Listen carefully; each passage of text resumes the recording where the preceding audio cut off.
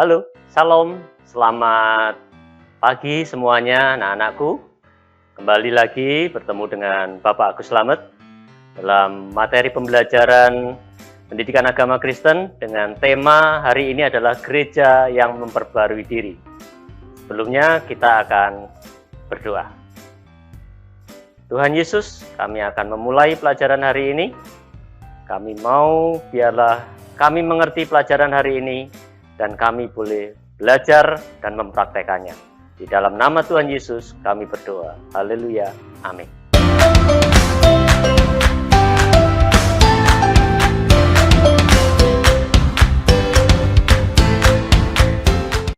Hari ini kita akan belajar sebuah materi yang menarik anak-anak.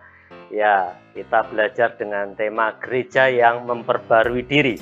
Di dalam Mazmur 104 ayat 30 kita membacanya, di situ firman Tuhan katakan, apabila engkau mengirim rohmu, mereka tercipta dan engkau memperbarui, ya, memperbarui muka bumi. Artinya apa? Bahwa di dalam dunia ini selalu ada yang namanya perubahan. Nah, Tuhan juga menciptakan perubahan buat setiap umatnya.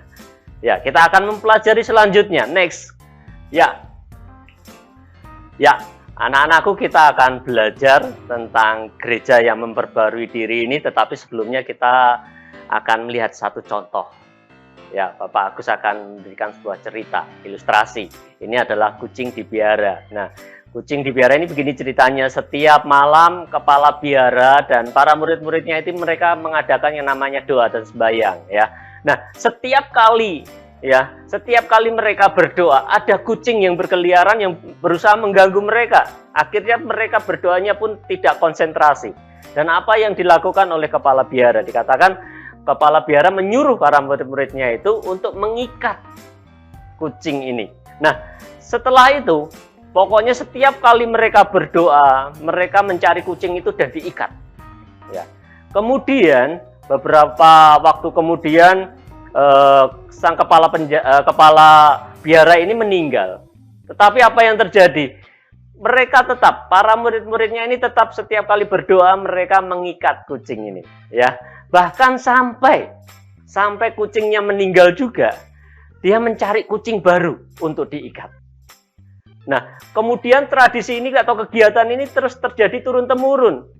Sampai terus pokoknya kalau ada kucingnya sudah tidak ada atau kucingnya meninggal, mereka ikat kucing itu pada saat mereka berdoa. Nah, ini adalah contoh bahwa mereka kucing dipiara ini contoh bagaimana ini tradisi atau kegiatan mereka yang terus dilakukan. Ya. Nah, selanjutnya kita akan belajar gereja dan tradisinya. Aktivitas yang menjadi kebiasaan yang diturunkan dari satu generasi lainnya disebut yang namanya tradisi. Nah, kata tradisi anak-anak itu berasal dari bahasa Latin yaitu traditio, yang artinya sesuatu yang diwariskan, sesuatu yang diturunkan kepada pihak penerusnya atau menjadi sebuah kebiasaan. Cerita tentang kucing di biara tadi itu sudah menjadi contoh bagaimana tradisi itu turun-temurun, ya. Padahal kan cuma perintahnya kepala biara saja supaya mengikat kucing, supaya saat mereka berdoa tidak terganggu. Tetapi apa yang terjadi? Mereka tetap mengikat kucing meskipun kepala biara sudah meninggal. Ya, ini yang disebut namanya tradisi. Nah, dari kebiasaan ini kemudian kebiasaan ini turun-temurun dan terus-menerus, ya. Nah, hari ini kita akan belajar selanjutnya. Next. Apa yang di dalam gereja ini yang harus kita perbarui atau berubah? Nah, yang pertama adalah kepemimpinan perempuan. Dalam 1 Korintus 14 ayat 34 dikatakan, sama seperti dalam semua jemaat orang-orang kudus, perempuan-perempuan harus berdiam diri dalam pertemuan-pertemuan jemaat. Sebab mereka tidak diperbolehkan untuk berbicara. Mereka harus menundukkan diri seperti yang dikatakan juga oleh hukum Taurat. Nah, anak-anak, di dalam gereja pada saat itu, pada waktu itu, wanita atau perempuan tidak diperkenankan untuk menjadi pemimpin, tidak diperkenankan untuk memimpin sebuah kegiatan. Nah, pada saat ini ya, kita ketahui di gereja anak-anak, mungkin yang anak-anak berada di situ, perempuan sudah banyak ya yang bisa memimpin pujian, yang bisa memimpin doa, bahkan juga bisa menyampaikan firman Tuhan, bahkan ada juga perempuan-perempuan yang menjadi pendeta. Nah, ini adalah perubahan-perubahan yang terjadi di gereja saat-saat ini. Kalau zaman dulu nggak boleh, tetapi ini perubahan. Ya, yang namanya perubahan mungkin waktu itu juga sudah terjadi pro dan kontra, atau ada yang menolak dan ada yang menerima. Tetapi Tuhan mau supaya gereja, ya, seperti tema hari ini, gereja yang memperbarui diri. Artinya apa? Gereja siap untuk memperbarui diri. Wanita atau perempuan pun juga setara. Bahkan di Indonesia sendiri ada namanya emansipasi wanita. Dan kemudian perempuan-perempuan di Indonesia boleh menjadi pendeta, boleh menjadi pemimpin, boleh menjadi apapun yang ada di setiap kegiatan ataupun acara. Nah, yang selanjutnya, anak-anakku, kita akan mempelajarinya. Yang kedua, perubahan apa nih? Perubahan peribadatan. Kita baca dulu dalam Mazmur ini. Haleluya, pujilah Allah dalam tempat kudusnya. Pujilah Dia dalam cakrawala yang kuat. Pujilah Dia karena segala keperkasaannya. Pujilah Dia sesuai dengan kebesarannya yang hebat. Ayat yang ketiga, pujilah Dia dengan tiupan sangkakala. Pujilah Dia dengan gambus dan kecapi. Pujilah Dia dengan rebana dan tari-tarian. Pujilah Dia dengan permainan kecapi dan seruling. Pujilah Dia dengan ceracap yang berdenting.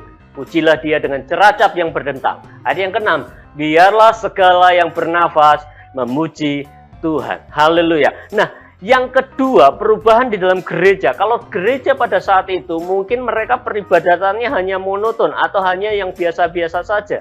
Mereka tidak menggunakan alat-alat musik yang seperti saat ini terjadi di tempat ini atau di gereja kita. Ya, mungkin mereka hanya menyanyi, mereka hanya kor seperti biasa mengeluarkan suara, tidak ada alat-alat musik yang dinyanyikan. Tetapi pada saat itu, ya, kita perhatikan di dalam Mazmur ini, Daud mencontohkan bagaimana beribadah yang benar. Mereka memuji, menyembah Tuhan. Dikatakan di ayat yang ketiga, pujilah Dia dengan tiupan sangkakala. Ada alat yang digunakan untuk menyembah. Ada alat yang digunakan untuk melakukan peribadatan. Dikatakan apa juga? Pujilah Dia dengan gambus dan kecapi. Artinya apa? Ada alat-alat musik yang digunakan. Nah, hari-hari ini biarlah kita juga tidak perlu, nggak benar itu kalau seandainya ada alat-alat musik kita nggak konsentrasi, Pak. Ya kan? Kalau ada alat-alat musik kayaknya seperti rame kayak di kafe atau kayak di festival atau kayak di konser, Pak, kalau ibadah seperti itu. Nah, hari ini kita harus ketahui bahwa dalam Mazmur ini Daud sendiri mengatakan, pujilah Dia. Artinya apa? Bahwa setiap alat musik yang dipergunakan, bahwa setiap alat-alat yang dipergunakan untuk peribadatan, tujuannya untuk satu, yaitu apa? Memuji Tuhan. Itu intinya. Jadi bukan masalah tentang alat musiknya yang berapa banyak dan berapa besar ataupun alat-alat apapun itu, tetapi intinya tujuannya bahwa semuanya itu digunakan untuk memuliakan Tuhan. Nah, hari-hari ini biarlah peribadatan juga gereja mulai diperbarui, ya kan? Kalau dulunya hanya menggunakan organ atau organ gitu ya, atau mungkin hanya menggunakan gitar saja gitu ya. Tetapi sekarang sudah mulai gereja-gereja mulai memperbarui diri, mereka juga sudah mulai menambah alat-alat musiknya. Mulai ada keyboard, ada bass, drum, gitar dan sebagainya. Dan bahkan mereka sudah di dalam gereja sudah mulai ada perubahan-perubahan. Bukan tujuannya bukan untuk kemewahan, bukan untuk kemegahan, tetapi satu, tujuannya untuk apa? Memuliakan nama Tuhan, memuji Tuhan. Nah, selanjutnya apa yang perubahan yang terjadi dalam gereja? Yang ketiga yaitu pemikiran teologis. Ya, kita tahu ya, perubahan yang ketiga ini berikutnya ini adalah manusia di masa lampau itu percaya bahwa matahari Ya, matahari yang berputar mengelilingi bumi. Benar ya? Waktu kita pelajaran di SD, kita juga pelajari hal ini ya, tentang bagaimana peredaran bumi dengan matahari, dan juga kita sudah mempelajari lah di IPA ya. Nah, pendapat ini disanggah oleh Galileo Galilei di tahun 1564 sampai 1642, seorang ahli astronomi.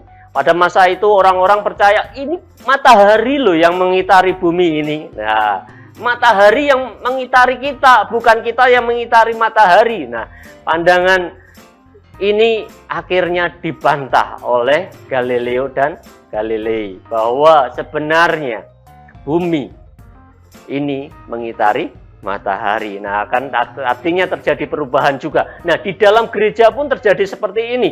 Nah, pandangan orang Kristen terhadap orang-orang kulit hitam dan orang-orang kulit putih atau kulit berwarna lainnya itu juga, mereka juga ada. Ya, waktu itu mereka yang orang-orang yang kulitnya hitam ya, kayak Pak Agus ini gitu ya, mereka disingkirkan.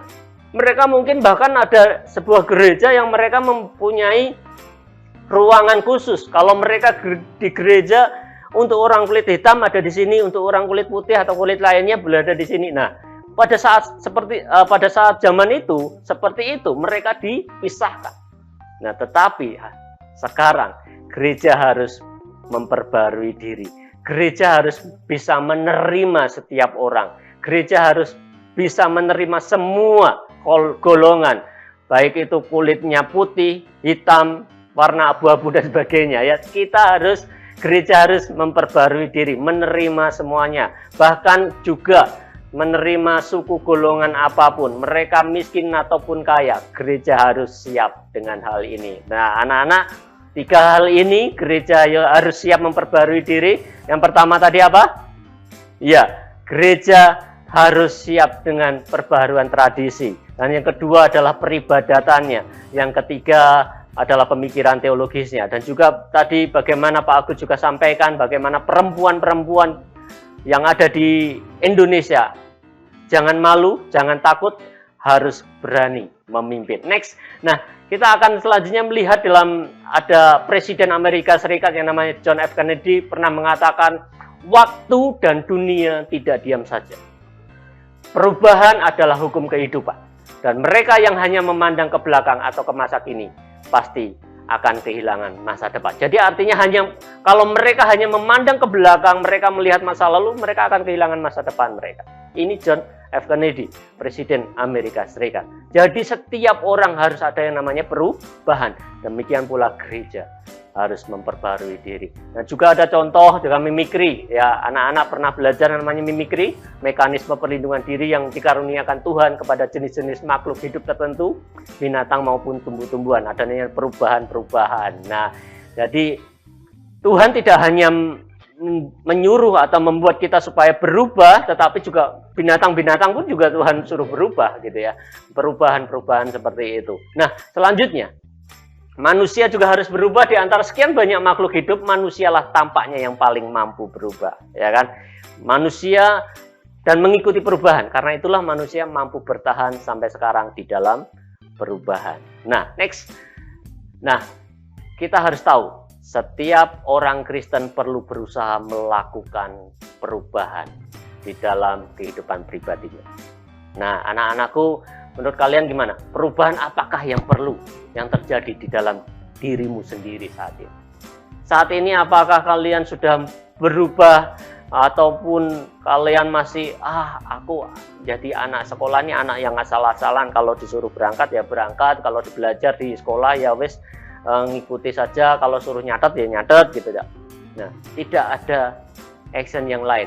Jadi Pak Agus tekankan hari ini, mari kita menjadi gereja, menjadi pribadi-pribadi yang mau memperbarui diri. Artinya apa? Kita jangan nyaman, jangan senang dengan keadaan seperti ini saja. Ayo kita belajar memperbarui diri.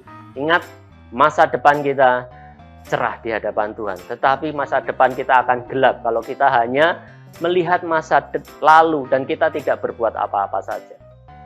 Orang-orang yang sukses, orang-orang yang berhasil, mereka adalah orang-orang yang mampu membuat perubahan. Ya, lingkungan boleh berubah, ya, sekitar kita boleh berubah. Kita juga harus berubah untuk bisa menyesuaikan, beradaptasi, dan mungkin kita bahkan lebih lagi, ya, memperbarui diri kita ke arah yang lebih baik. Selanjutnya adalah anak-anak, dalam akhir pelajaran materi hari ini, Pak Agus mau tekankan, kiranya kita mau terus memperbaharui diri. Di gereja, jadilah, kalau kalian menjadi perempuan-perempuan, jangan malu, jangan takut. Ayo menjadi pemimpin-pemimpin yang berhasil di masa depan. Kalian juga yang anak-anak laki-laki juga tidak mau kalah, siap menjadi pemimpin-pemimpin yang akan datang, siap diperbarui dalam siapa? Diperbarui dalam Tuhan Yesus Kristus. Nah, puji Tuhan, sebelum kita akan mengakhiri pelajaran hari ini, materi hari ini, kita akan menutupnya di dalam doa. Mari kita berdoa. Tuhan Yesus, terima kasih untuk kesempatan yang indah di hari ini. Kami boleh belajar di hari ini, untuk kami boleh menjadi pribadi-pribadi yang siap diperbaharui, seperti gerejamu yang siap memperbaharui diri. Terima kasih Tuhan, berkati kami semuanya yang telah belajar pada hari ini. Hikmat Tuhan turun atas kehidupan kami. Terima kasih Bapa, di dalam nama Tuhan Yesus Kristus kami telah berdoa.